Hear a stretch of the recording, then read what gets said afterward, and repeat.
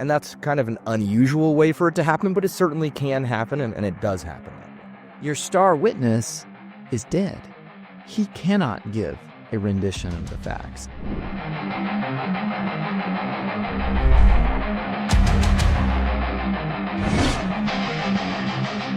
All right, so we're back. This is week number 2 of the Grand Canyon Law Group podcast. Last week we had a lot of fun talking about the Scott Falater murder. I guess I shouldn't say we had a lot of fun. It was an interesting discussion about a very serious case involving a tragic homicide. Ultimately, as we talked about, Mr. Falater was convicted.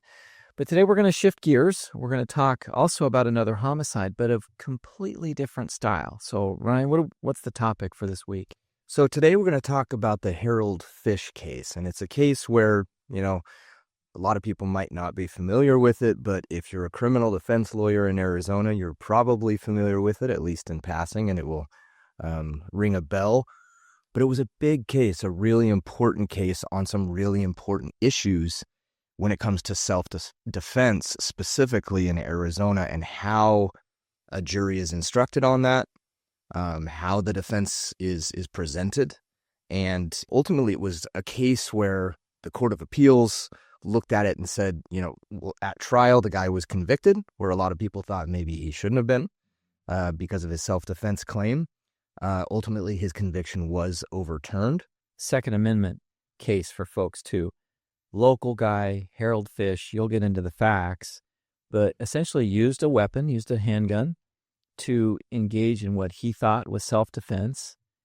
And, we'll follow the story and understand exactly how it all played out. But not a terribly complex set of facts, but it raised huge, complex issues on the appeal. So, dive in, tell us, I guess, Ryan, what are the facts of the State versus Fish? And let's dig into it. Yeah, and again, just a reminder for anybody that didn't see our first podcast, the way we try to do it is take a look at what the jury saw. What facts did they see? And that's what I'm going to read straight from the Court of Appeals opinion, because this is the facts of the case as far as the jury was concerned. And then we can maybe talk about what they didn't hear and why that was so important in this case and why they didn't hear it. In May 2004, defendant was completing a solo day hike in a remote area of Coconino National Forest near Strawberry when he noticed the victim off to the side of the trail 30 yards ahead of him at the top of a hill or grade, apparently lying on the ground in front of a car. After defendant waved to the victim, 2 of the 3 unleashed medium to large-sized dogs near the victim began to run down the hill at full gallop as if to attack the defendant, barking and growling. Defendant yelled to the victim, a 43-year-old man, to restrain or control the dogs. But the defendant did not recall the victim at that point doing anything, or at least defendant concluded the victim could not control the dogs. Perceiving the victim would be unable to control the dogs, defendant dropped his hiking stick, grabbed his 10mm Kimber semi-automatic handgun, and when the dogs were about 7 feet from him, fired a warning shot into the ground in front of the approaching dogs, dispersing them to the sides of the trail. At this point, the defendant saw the victim halfway down the hill accelerating towards the defendant. The defendant yelled at the victim that he had not hurt the dogs, but the victim continued to come at him with his eyes crossed and looking crazy and enraged, cursing at the defendant and yelling that he was going to hurt the defendant. The defendant, who was pointing the gun at the ground, yelled to the victim to get back and leave the defendant alone. But the victim continued to race toward him, accelerating, yelling profanities and swinging his arms. The defendant thought the victim was going to kill him and had nowhere to run because the dogs were at either side of the trail. At one point, the defendant yelled to the victim to stop or he would shoot. The 2 men continued yelling at each other, with the victim doing this weird kind of punching thing until the victim was about 5 to 8 feet from the defendant, at which point defendant shot the victim 3 times in the chest. Defendant told the investigators the entire incident lasted no more than 3 seconds, or alternatively 5 to 10 seconds. In various statements he made to investigating officers, defendant said the victim yelled something like, "Don't shoot, don't shoot, don't shoot my dogs." At the time of the shooting, defendant did not know the victim, had never met him before, and knew nothing about him. Defendant covered the victim with a tarp and put defendant's backpack under the victim's head. Defendant then walked to nearby Highway 87 where he flagged down a passing motorist who, per defendant's request, contacted emergency personnel. Paramedics arrived and determined the victim was dead. Defendant gave statements to various law enforcement officers who responded to the scene, and he testified in front of the grand jury. At trial, the defendant argued he was acting in self-defense when he shot the victim. Although the defendant did not testify at his trial, his wife and daughter testified, as did numerous character witnesses who offered general opinion as to the victim and the dog's propensity for aggression and violence. In addition, the jury was given portions of defendant's testimony to the grand jury and heard testimony about defendant's statements to police after the shooting. After hearing 15 days of testimony and considering over 145 exhibits, the jury found defendant guilty as charged. The Superior Court sentenced defendant to mitigated term of 10 years imprisonment. This timely appeal followed, and we have jurisdiction. Wow. That is an intense set of facts, okay? Again, just to recap so we understand exactly what's happening. Number one, Harold Fish and the victim, the decedent, they don't know each other. Fish is out on a day hike up in near Strawberry, Coconino County. He's finishing his hike, it sounds like. He's coming towards, either the end of the trail or a place where victim is up on a higher set of ground, up, on kind of a higher elevated hill. As Fish comes down the trail, the dogs start to charge at him.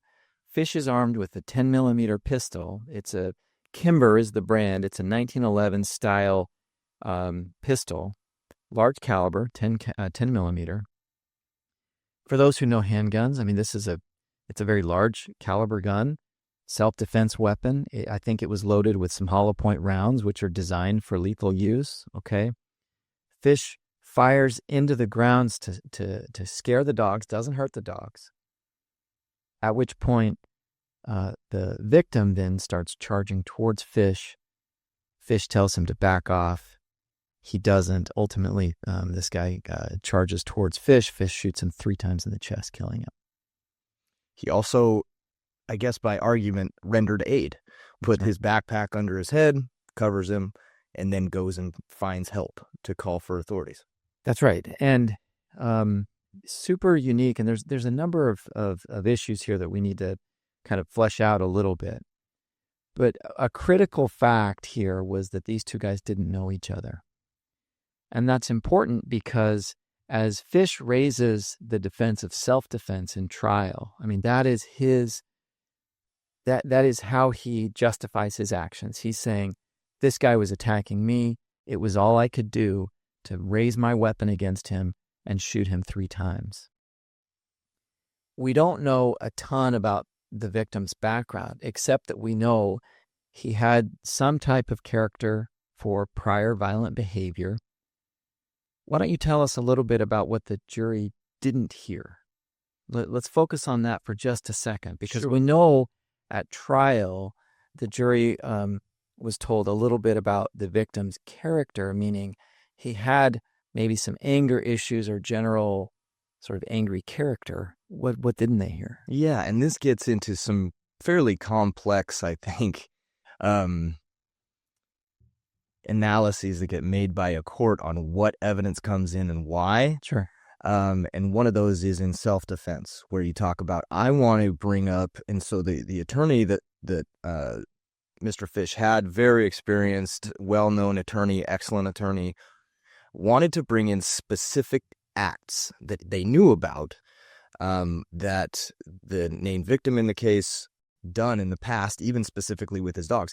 That's all we know. We don't even know what those specific acts are right now, but we know that he wanted to bring in specific acts that would have, in his argument, shown that he was the initial aggressor in this case.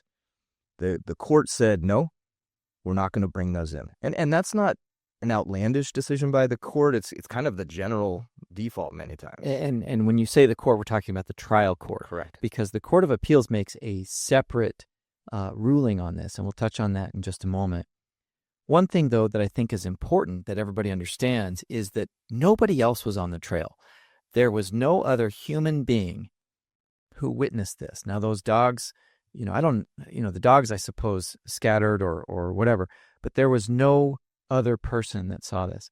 And so you have Fish's testimony only to say that victim is acting in this sort of wild, aggressive manner running towards him. Forensic evidence, there wasn't much discussion on, whether there, let's say the footprints or the markings in the trail indicated or didn't indicate that such was the case. We know that there was some testimony about that offered in the trial, but there wasn't a lot of emphasis in it in the record, okay? So that's one important point. Again, Fish is the only witness to this.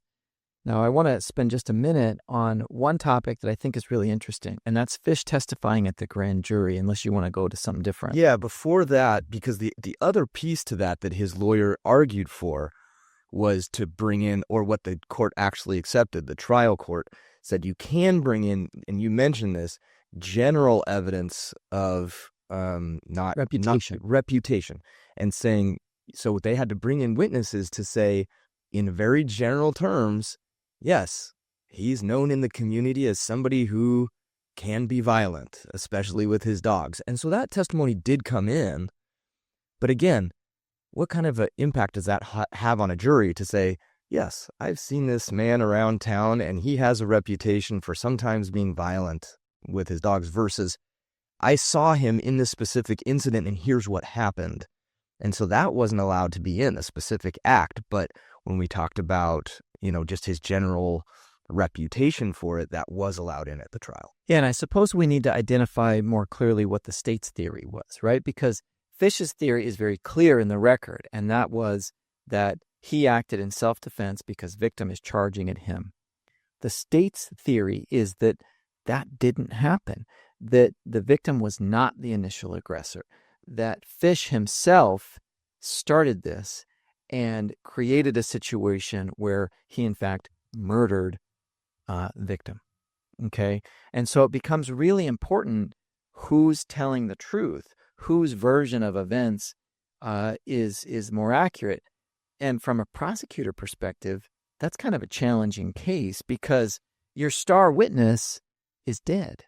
He cannot give a rendition of the facts. And so the state, through its efforts with its prosecutor, tries to limit what the jury can hear about sort of bad things about the victim, right? Correct. Yeah. And was successful, And they were successful. Again, we're not hiding the ball here. Fish was convicted at trial.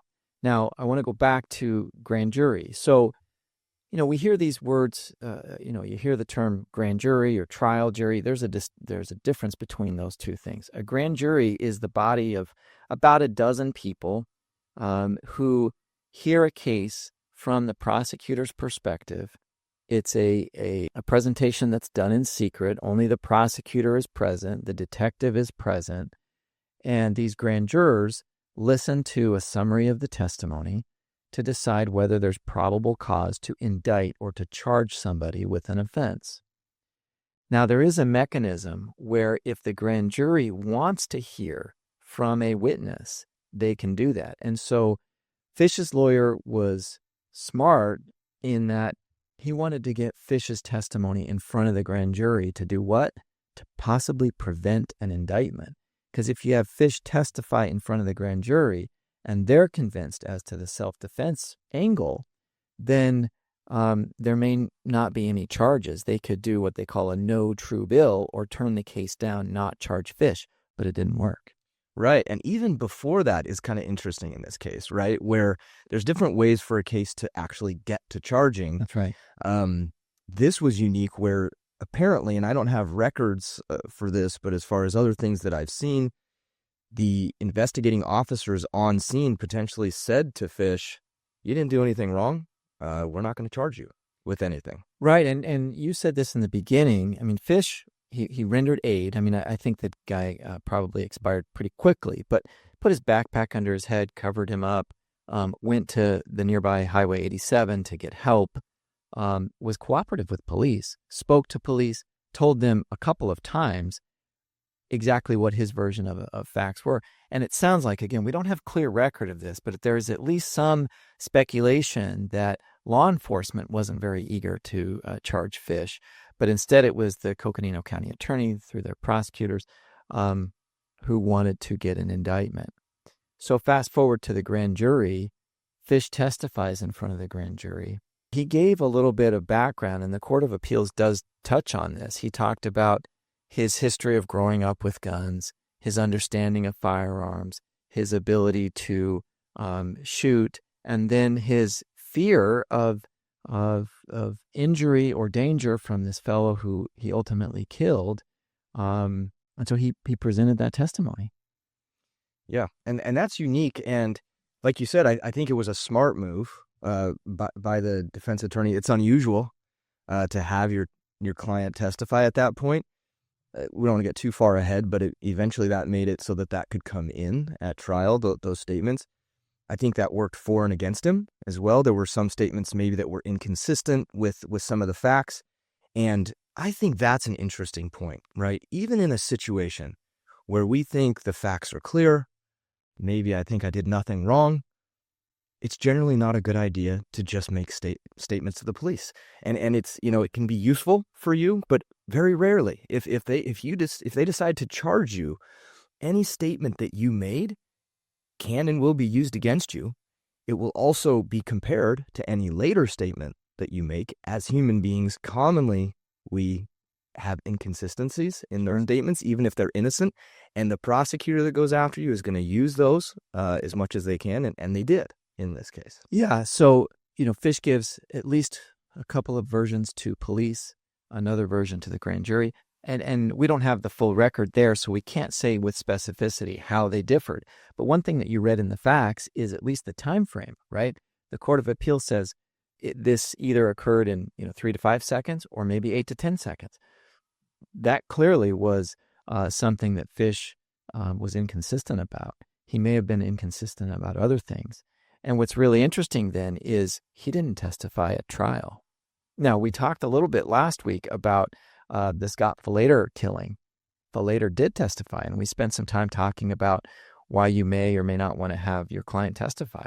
But in self-defense cases, that is one of the situations where you almost always have your client testify, right? Right, and that's what I was really surprised to hear that he didn't. And again, easy to second guess any type of defense attorney when you have somebody who's so experienced and so excellent. It's hard for us to look at and say you did it wrong. But the general idea is, in a self-defense case, you really, especially this one where you've got facts that are just from you that a jury might think are self-interest, right? You're just trying to save your own butt, to tell them the story, right? Not just put it in from things you said previously on a piece of paper that they can read, but to hear that defendant say, this is a scary situation. If they can put themselves in the shoes, that's kind of what it does when somebody tells that type of a story, puts them in their shoes and says, yeah, that was a reasonable decision to do what you did. Right. And I think, again, I agree with you. It's easy to sit back here and armchair quarterback this, right? And say, I would have done this or I would have done that. And yes, the trial jury had testimony from Fish from the grand jury. There was a redacted transcript that was given to the grand jury outlining to the trial jury what he had said in front of the grand jury. His recorded statements to police were also presented. And that's fine, except that I get concerned as a defense lawyer because Fish is a pretty compelling guy, or was. He was a high school teacher, college educated, father of 7 kids, I believe. Nice guy, apparently. I suspect he would have testified in a very compelling way. And sometimes when the testimony is offered like that live, yes, there's going to be inevitable differences between what he says at trial and his former testimony, although I think they probably would have been slight differences, right? I think something was missing. I mean, I just think, man, if Fish would have testified in his own defense, perhaps that verdict would have been different. I don't know. I'm just guessing. Right. That's something that strikes me as, if I was the lawyer, I would have probably done something different. But who knows, right? Because there's a lot about this case we don't know that Mel McDonald knew. Right. That's the defense attorney that's saying, hey, if I put him on the stand, X, Y, and Z is going to come out, or it's going to look bad to a jury. We don't know those things. True, except Fish had no prior criminal record, right? It's not like and that's usually what they come after. Exactly, and that's what I default to, because many times if my client wants to testify, that person may have prior felonies, and that's one thing that they're going to get impeached with at the outset, right? But Fish didn't have those things. Instead, it was a situation where, McDonald probably knew something or was afraid of something coming out, or something that the prosecution may have tried to cross-examine him with. Who knows? I mean, it's hard because it didn't happen, and so we're left to speculate. In any event, that's a large chunk for me that I think would have been interesting to know if that would have affected the verdict. Yeah, for sure. And kind of going back to the charging piece of it that might be interesting for people to understand, generally how a serious case is charged is you have the police investigate. It's kind of like the, Law and Order intro. They investigate, they take a look at it and say, yeah, there's enough here. They submit to the county attorney's office. County attorney's office then makes their own determination and says, yes, we have it, or no, we don't. They can even say, go out and get more evidence before you resubmit to me. But that's not what happened here, right? The police said, at least from all indications, we're not going to charge this guy. Prosecutor, on their own accord, took a look at it, reached down, grabbed this case and charged it, even without it being submitted. And that's kind of an unusual way for it to happen, but it certainly can happen, and it does happen that way. Yeah, and prosecutors, they are law enforcement. They're not police officers, but they are charged with enforcing the law. And so if they see a violation, whether or not police want to submit on it or whatever, they have the authority to do that. Now, they have to filter it through the grand jury, which is what they did here. And ultimately, a grand jury said, despite Fish's testimony. Now, that may undercut what I had said earlier about trial. Maybe the defense lawyer had that in their mind. Well, Fish has already given a statement to the grand jury, and it didn't deter a probable cause finding. Do we want him to testify now for another time and possibly risk other, pitfalls? Yep. So Fish ultimately gets convicted. His case, and he gets sentenced to the minimum sentence. Okay, so just for your understanding, in Arizona, second-degree murder carries a mandatory consequence of a minimum of 10 years in prison and a maximum, I think, of 25 years in prison. He got the minimum of 10. Okay.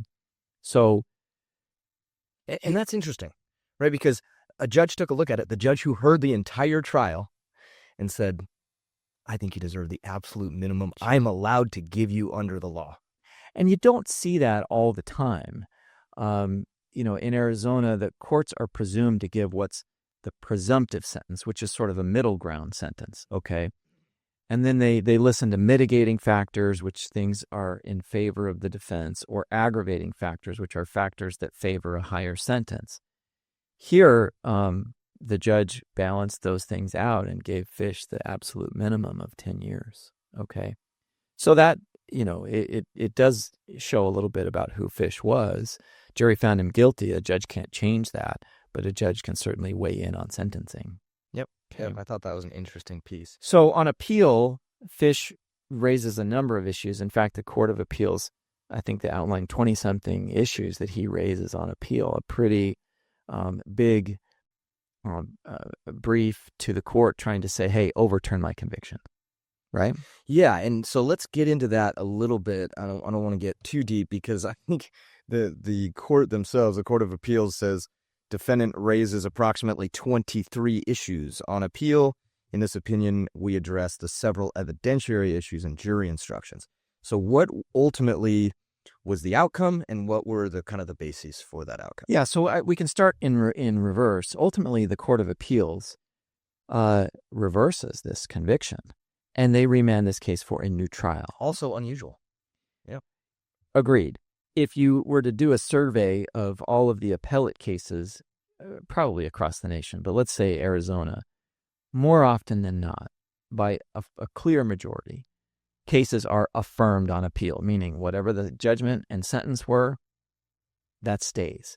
Here, Fish gets reversed and remanded for a new trial, which means the Court of Appeal says there's enough error here that took place at the trial level that we undo the verdict and we send it back to Coconino County Superior Court for a new trial. Now, even though Fish raised, 23 issues on appeal, 2 were most significant, okay? And it goes to the prior acts of violence committed by the victim, as well as some jury instructions, okay? So previously, when we were laying out the facts, we understood that the trial court allowed in sort of general character testimony about the victim, meaning he had a reputation for occasional violent behavior. But there were specific instances of conduct, and again, we don't know exactly what they were. There's no record of that. But the Court of Appeals, for about 10 pages, and it's interesting, so interesting to see how the Court of Appeals resolved this. So without getting too deep into the rules, basically in the rules of evidence, well, evidence has to be relevant. And then when we get into issues of character evidence, there's special rules that basically say you can't have what's called propensity evidence. So just because somebody acts one way on one occasion doesn't mean that they are going or more likely to act in the same way on a different occasion. In other words, if I'm violent on this circumstance, you can't use that logic of, I'm going to be violent again. Yeah, and that's interesting, right? Because we have people who get frustrated by that, who we defend, right? And it is a frustrating situation where you say, no, this person attacked me. And in fact, I don't know, I know them, and I know that they attacked my sister, and I know that they attacked my mom and did this on different occasions. Let's tell that to the jury. And generally, no, you cannot tell that to the jury. That's true. And what makes it especially complex in Fish is, remember, Fish did not know the victim. So Fish is not aware of this guy. Remember, the first time Fish sees him is this guy's running down the hill charging at him. He doesn't know his past.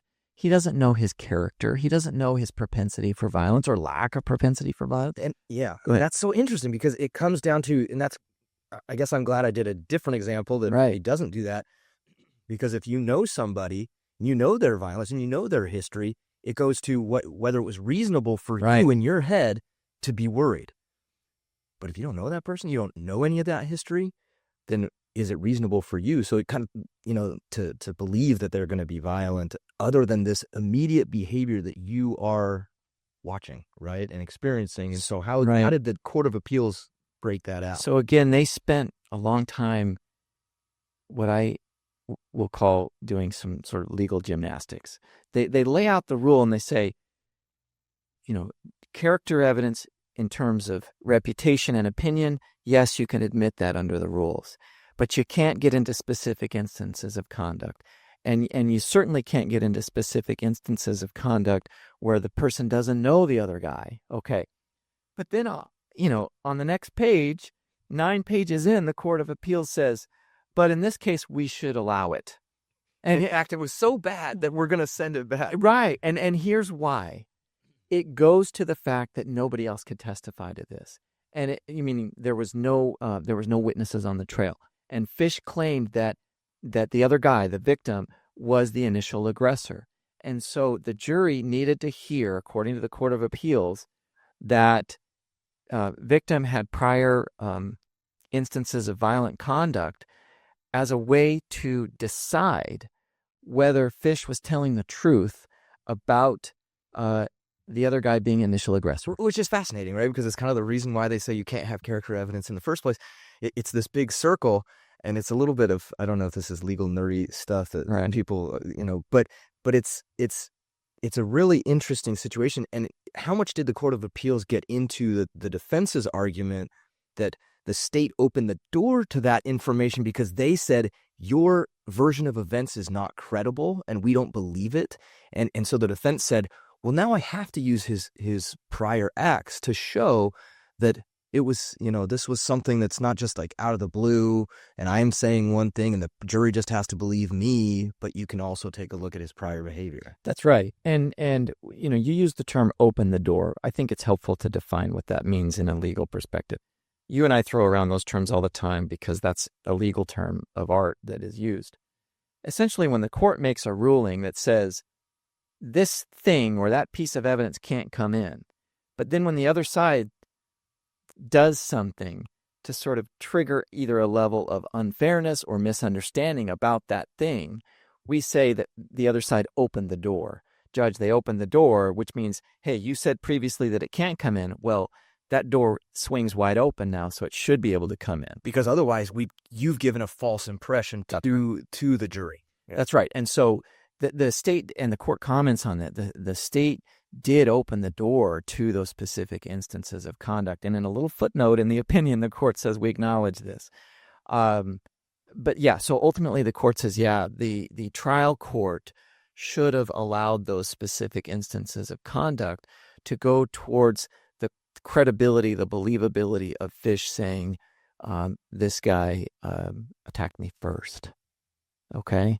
Interesting. And again, they spent the better part of the opinion talking about that. But that was one of two issues. Yeah, the other one was, I think, the bigger issue. I don't know what you think as far as what's lasting and we talked about at the beginning, how this case has affected criminal defense law, basically for self-defense in Arizona. But I think we'll talk about it also in tandem with, it seemed like during the same time these appeals were going on, the legislature in Arizona, maybe spurred by this case, made changes to the law. Yeah, let's get into the jury instruction issue, though, before we go to the change in the law, because I think we can spend a good chunk of time on that change, because it's monumental. It was a huge shift in Arizona. That could make a difference between guilt and innocence in a case. And had that law been different, I'm kind of getting ahead of ourselves, but had that law been different, I don't know that the state could have prevailed. And I know we're getting way ahead here, but maybe that's why, just so we haven't said this yet, the state didn't retry him. After it got sent back, they said, never mind, we're not going to try this case. And just kidding. Let them go. And I think it was because of that change in the law, but who knows? Right. So the other portion was the jury instruction. Okay. There's too much to talk about in terms of all of the self-defense instructions. But one of the instructions that was given to the jury was, what does it mean to be the initial aggressor? Let's take a break here and just talk about jury instructions, right? So what happens in a trial is that all the testimony comes to a close, and literally the judge reads these set of instructions on the law to the jury and says, I need you to, the way you make a decision in this case is you apply the facts you heard. You have to decide what you find credible and not credible, and you have to apply it to this law. And they actually give them the information that they have to compare it to. And so people, I think, underappreciate how much of a difference that makes on, there's some quibbling and there's some argument that goes on with the lawyers on what those instructions are going to be, especially in a self-defense case or something like that, specific to the facts of that case. That's exactly right. And lawyers will battle over what instructions ought to be given to the jury, because depending on how those instructions are worded, it could be the difference between guilty and not guilty. Okay. So I'm going to read specifically from the opinion so that we have a clear, accurate depiction of what was at issue. Defendant also argues that the superior court, that's the trial court, should have given the jury his requested instructions that for the purpose of self-defense, the term of unlawful physical force includes the statutory elements of the crimes of endangerment, threatening, and intimidating or aggravated assault. Instead, the court just gave an instruction on unlawful physical force, but they didn't say what that was. And Fish's point, his lawyer's point, was that, Judge, we need to know, the jury needs to know, what does that mean? Okay, because when we're saying that the victim acted with unlawful physical force, the jury was left to wonder what that was. And in fact, during deliberations, they asked a couple of questions about it. And the judge says, just refer to your instructions. But the instructions were silent as to what unlawful physical force was. So defense wanted the court to say unlawful physical force includes aggravated assault, threatening and intimidating disorderly conduct. So to give the jury a framework for how they could couch or frame victims' actions. And the trial court refused to do that. It said, no, we're just going to use the standard instructions. We're not going to use defense what you're suggesting. And the Court of Appeals found that to be error. Okay, so that combined with the missing specific instances of character conduct said, this is going back to trial. Yeah. And tell me if I'm jumping ahead, but I think this might be a good time to say, what was going on in the legislature at the time is they actually changed how the law works as to self-defense. And so it actually ended up changing the standard self-defense instruction. And I think it'd be interesting for people to hear, you hear one instruction, then you hear the other. How much of a difference would that make? So at the time that Fish went to trial, his instruction would have been that a person is justified in using physical force or deadly physical force to the extent to which that type of force is used unlawfully against them. I'm paraphrasing. But that's the basic idea. And the basic idea is that a reasonable person in their same position would have felt that force was necessary. Correct.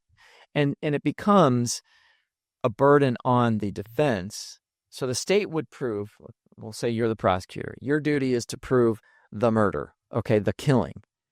And then the burden is on me, under the prior law, the defendant, to say, but my killing was justified. I used physical force when it was appropriate, and my actions were in self-defense. Therefore, my actions are justified. Right. And it was this balancing that the jury had to do, right? Where it said, okay, sure, the state has proven that this person shot this person and they died. Right? That's basically all they had to prove. Then it became the defendant's burden not to prove beyond a reasonable doubt, but to prove at least it's more likely than not that they used physical force appropriately in self-defense. Yeah, and it almost flies in the face a little bit of the presumption of innocence. I think that's a huge piece of it. Because all of us under the American system of jurisprudence are presumed to be not guilty, innocent, until proven guilty beyond a reasonable doubt. And with self-defense, at least the prior version of self-defense, it kind of shifted that burden a little bit. Yeah, the state had to prove a killing, but many times in a self-defense case, almost every time, it's not in dispute that the person, took whatever action to either kill or hurt or do whatever, but they did so in a way that was justified. They're not saying I didn't do it. They're saying I did it, but the law allows me to do it because I was acting either in self-defense, defense of another person, so forth.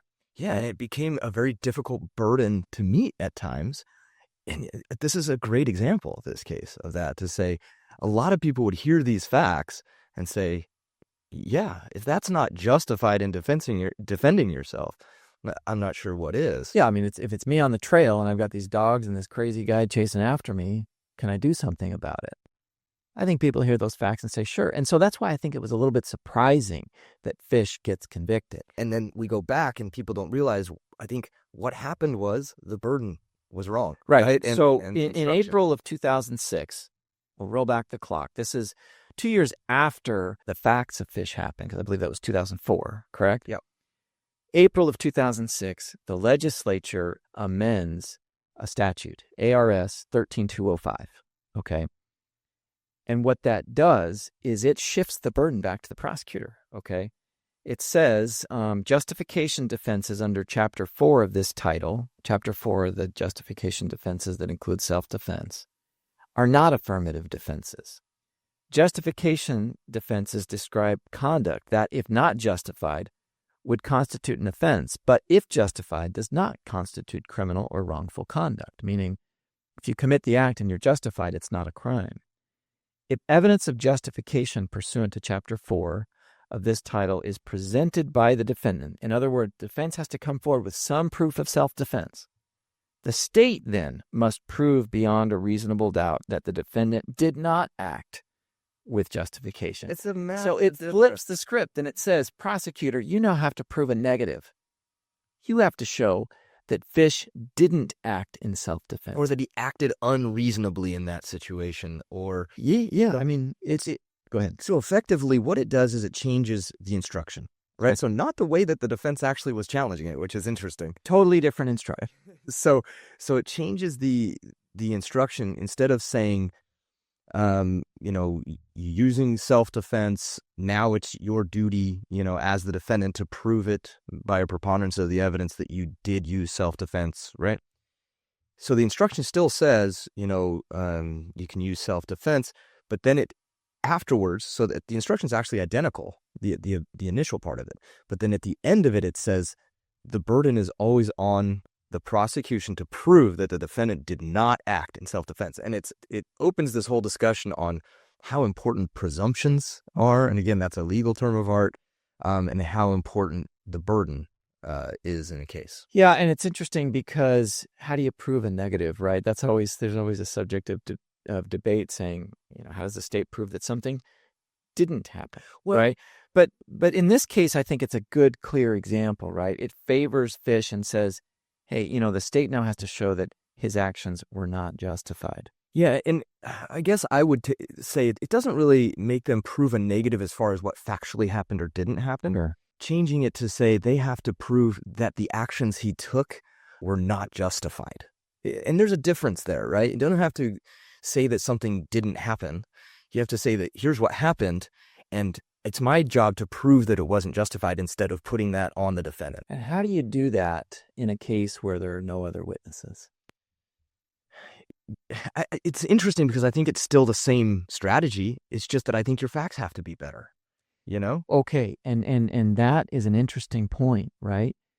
If the prosecutor looking at this under this new version of this statute with this lens now, do you charge this case? Do you move forward with it? Well, you don't have anybody who can testify on that trail but Fish.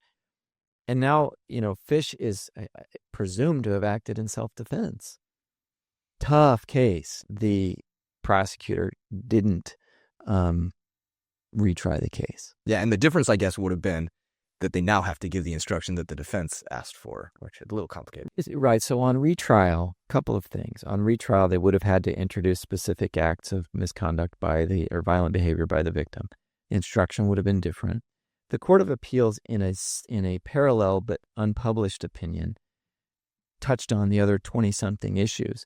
A few of those issues that included, mental health records and other challenges that Fish raised. The Court of Appeals didn't say that those were big enough for reversal, but it did caution the trial judge to say, you might want to reconsider these rulings as well. So this trial judge kind of got hammered in that the Court of Appeals found a number of things that should be done differently. And so put my prosecutor hat on. I get this now case back from the Court of Appeals, and it's kind of a mess. It's a big mess. And you have a fairly sympathetic defendant, right? And people rallied behind Fish in his case. I think that's important too, right? Is that maybe it would have been more difficult to get a jury that hasn't heard of this case at that point. It made national news at that point, and he had a lot of support. And so now, and I don't know if this is true, I saw some indications that some people believed that there was an election coming up and the Coconino County attorney was looking for strike their name. Maybe that's not a winning issue anymore for them to try to convict a guy that everybody likes and that everybody thinks was acting in self-defense. That's right. So I suppose the political decision, the in-house decision was made by the Coconino County attorney. We're not going to retry Fish. His case stands. It was reversed. He's set free. Tragically, though, he died not too much longer than that. A couple of years later, I think. Yeah, had cancer and passed away. Yeah. This has become now a really kind of stark self-defense, Second Amendment, pro-Second Amendment case in Arizona, which is a very gun-friendly state.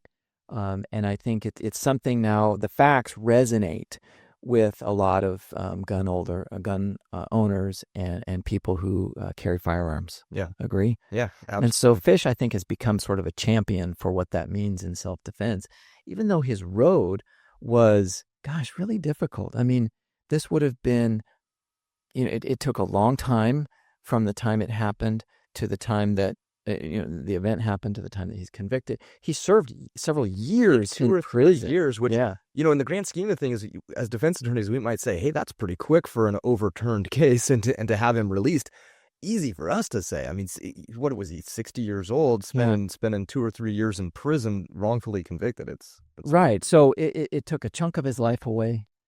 It cost him who knows how much, I've heard for trial. $100,000 was an estimate that I heard at one point. Tons, right? Lots of money, lots of time, ultimately to be set free and then, later pass away. But I think this case stands as one of the important pillars in Arizona law, a changing point, to be sure, especially as it relates to the self-defense laws that we've covered. This case really prompted that change in the legislature. That, among other things, I don't think it was the only thing that made that happen, but certainly one of the many catalysts to say, hey, that burden needs to shift.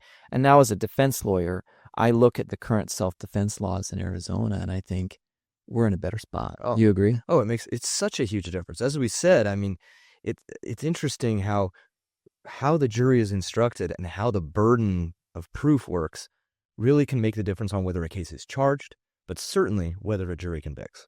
Yeah, and understand that self-defense does not just apply in, gun cases and murder cases.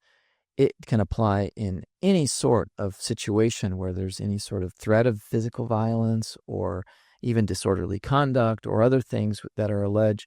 Now the state has to show that, beyond a reasonable doubt that it was not justified. Yeah, and now at the same time, people need to be careful. I mean, we have a lot of people who come to us and really feel that they were acting in self-defense.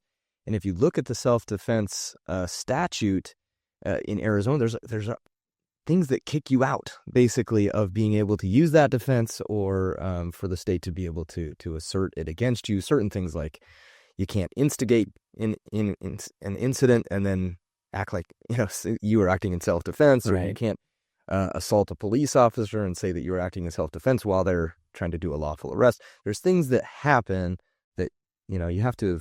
There's a lot of things still that make a self-defense argument.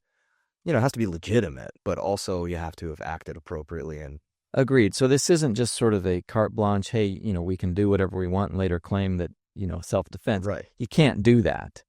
You still have to follow the law.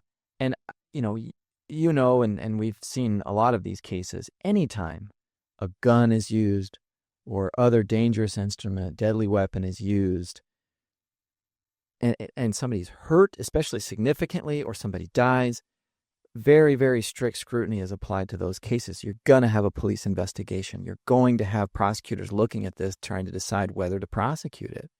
And so the message is, yes, the law favors the defendant in a self-defense case now.